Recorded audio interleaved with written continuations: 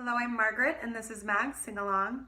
This week, I want to talk about practicing, how to practice singing, where, when, and how to develop a routine. So practicing is a very common difficulty, I think, for most humans. It's very normal. It's common in any type of new skill that you try to develop. Having to practice it and have a repetition at growing at that skill is just difficult for us to do. There's lots of obstacles in our way. One is fear of practicing wrong. A fear of singing incorrectly might make you get worse at singing. That's a really common one. Laziness, just not feeling like it, procrastinating, prioritizing something else over practicing. Just finding time in general to practice can be hard for us busy people in this modern world. Also finding a place to practice, a safe place to be able to sing without someone hearing you or feeling judged. These are really common issues. And, but really, just having 15 minutes of just vocalizing, of making sound, will do you such service. Even if you sing horribly or are just making random sounds, you will be developing your abilities, because the brain is sending signals through your body, developing neural pathways in your body every time you sing. And so if you feel like you don't know what you're doing, if that's a fear of yours, you're still going to be developing your awareness of how to sing every time you do it. And that will also help you get better. You'll also be strengthening your muscles, the muscles that are used for singing. They will get stronger and stronger every time you use them. So there's so many benefits to just making sound. And it'll also put you in a better mood. You'll get to express your emotions, just 15 minutes every day. So out of all of these obstacles in our way of practicing, I think the most common one is having a place to practice. If you don't have a private place where you can freely make sound and explore your voice without feeling judged or heard from the outside world, then it can be difficult to just try practicing. So I'm going to suggest some places that you can practice, and hopefully it will give you some ideas and motivate you to finding a place for yourself. The home is a great place to practice, preferably when other people aren't home as well. And definitely respect the hours of the day. If you live in an apartment building, you don't want to sing past 10 p.m., preferably before 7 p.m. or before people come home from work. The less people around that you feel listening to you, the better you may feel. It's your personal voice coming out, so you want to feel safe to explore and make mistakes. Another great place to practice is in the car. If you drive a car and you're driving, you have nothing else to do except listen to the radio or listening to NPR or whatever it is, well, you can sing. You can sing anywhere you go in the car. You're in a very safe, contained, private space, and no one can really hear you.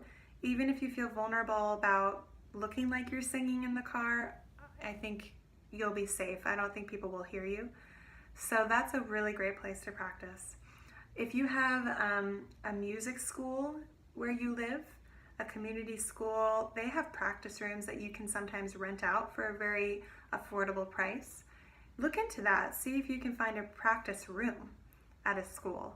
Those are great places to practice, and they feel very safe because other people are also practicing their instrument. Of course, the shower is a good place. It resonates really well with the acoustics of the room. Now, there's also public spaces you can sing. My favorite place is the beach or the ocean. The ocean is so loud that your voice will just be drowned out. Even if you're really, really loud, the ocean is louder. So if you go by the waves and you sing, no one's going to hear you.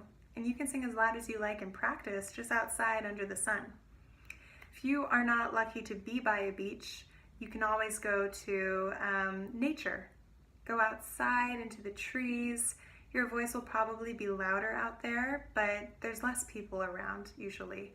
So find a less public hike to take or less public park that you can go to, and you can experiment singing out in nature. Now, how often should we practice? When should we practice? And, well, how do we practice? These are very common questions. I would recommend practicing every day for 15 minutes or longer. If you have a long practice session, then like an hour is a long time for your voice. You may want to take a day off.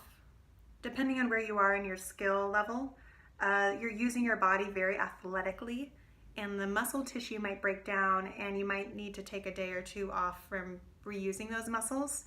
So depending on how long you practice, it's good to take days off. 3 to 5 times a week is wonderful. Every day is wonderful for just a little bit. So see what works for you. The goal is to develop a routine.